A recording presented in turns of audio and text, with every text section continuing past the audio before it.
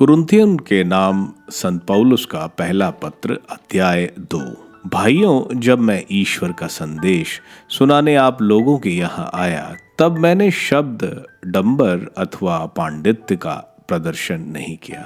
मैंने निश्चय किया था कि मैं आप लोगों से ईसा मसीह और क्रूस पर उनके मरण के अतिरिक्त किसी और विषय पर बात नहीं करूंगा। वास्तव में मैं आप लोगों के बीच रहते समय दुर्बल, संकोची और भीरू था। मेरे प्रवचन तथा मेरे संदेश में विद्वानतापूर्ण शब्दों का आकर्षण नहीं, बल्कि आत्मा का सामर्थ था, जिससे आप लोगों का विश्वास मानवीय प्रज्ञा पर नहीं, बल्कि ईश्वर के सामर्थ्य पर आधारित हो।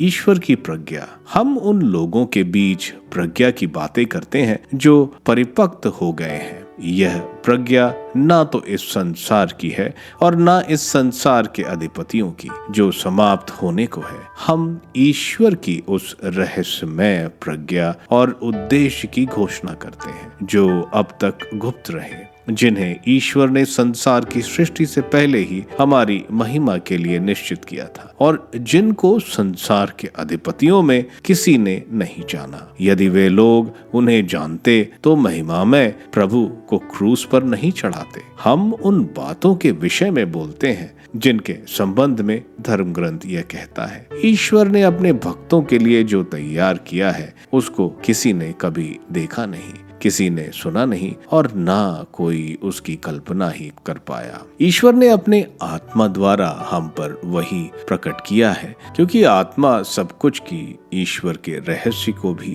था लेता है। मनुष्य के निजी आत्मा के अतिरिक्त कौन किसी का अंतरतम जानता है? इसी तरह ईश्वर के आत्मा के अतिरिक्त कोई ईश्वर का अंतरतम नहीं जानता। हमें संसार का नहीं, बल्कि ईश्वर का आत्मा मिला है, जिससे हम ईश्वर के वरदान पहचान सकें।